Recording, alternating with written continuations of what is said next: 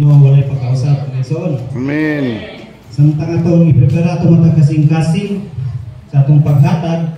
So, it is a reminder for us na paghatag is not an obligation. It's about worship. So, paghatag na ito, dili sa obligasyon kay giingon sa simbahan nga mahatag ka. But, kuman mo sa Ginoo sa ato. Pero, ang pinakakuan sa paghatag na ito, sa atong tithes and offering is kanang isa na ko worship. Kung makita na ito, nag-worship ta, pero kung hatag ko ta, it's about an act of worship gihapon. So sa Malakay 3:10, hindi mo nang kulong that bring the whole tithe into the storehouse, that there may be food in my house. Test me in this, says the Lord Almighty, and see if I will not throw open the floodgates of heaven and pour out so much blessing that there will not be room enough to store it. So kung makita nato sa kanang verse is about test me. So ang Ginoo wala siya nanginahanglan sa atong kwarta. Nanginahanglan siya sa atong pagsali. Sa tang muhatag ta. Ngano man ko pag di ba kung muhatag ta kanang pinakagamay na nimo no. Kung tanaw nimo pitaka nimo karon, unsa pinakadako diya? Say color. Ha? Gold? Yellow? Ha? Saan pinakadako?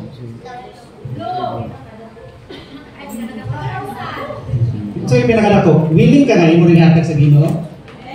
Willing ka nga imo ring hatag sa imong tapat? Willing ka? Pero ana ko sa Ginoo. It means dili siya wala siya nagananglan sa atong kwarta bakang iyang pagsalig. Atong pagsalig yung kinahanglan. Okay, siya man ang provider.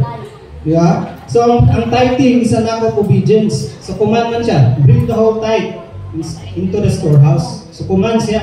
Dili siya obligation. And offering is an act of generosity. So, kung ningon ko sa inyo, imong ihatag ang pinakadako nimo sa imong tapad, is an act of generosity. Pero napugos ka. No. Nayay kung imong katapad, imong asawa, o imong bana, imong anak ba, kaya na siya allowance. Ba?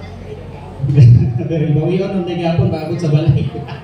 Pero ana ba, ang paghatag. So, isa na ko, generosity, act naman siya, buhat ka. So, kaning duha, tithes and offering, isa na act of faith.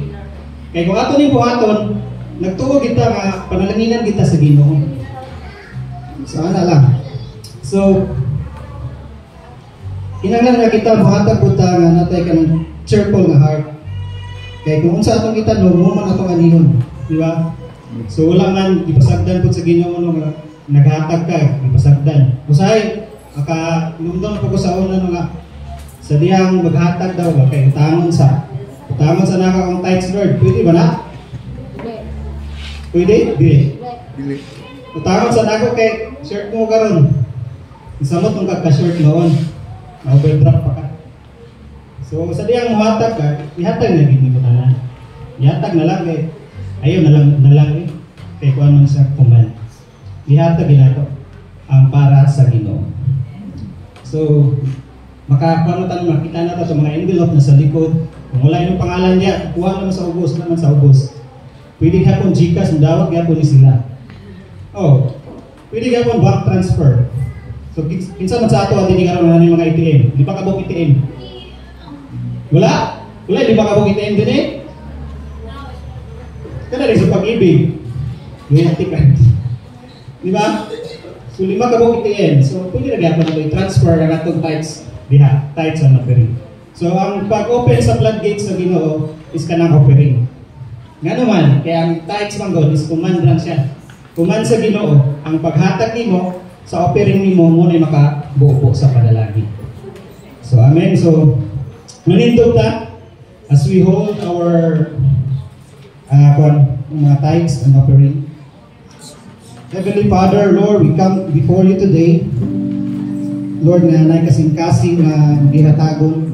Salamat, Lord, sa imong provision nga ipaabot ka namo sa mga pagbusdak nimo, Lord, sa mga panalangin nga pilo-pilo, O God. Salamat kayo. As we give, O Lord, our tithes and offering, we do it, Lord, kanang nami kanang masinugtanon nga kasing-kasing, O God, na pagtuo nga sa pinaagi ninyo, Lord, is an act of worship, Lord, nga kayo sa mga pagbalik para sa imo, Ginoo. Lord, as we acknowledge that everything we have comes from you, and we return our portion, Lord, to honor you and advance for your kingdom, O God. Lord, bless every giver, meet their needs, increase their faith, O God, and pour out your favor sa mga tago sa kakinabuhi. Lord, as we trust you as our provider and rejoice in the opportunity to give, O God, in Jesus' name we pray. Amen. Amen. And kayong salamat, pwede na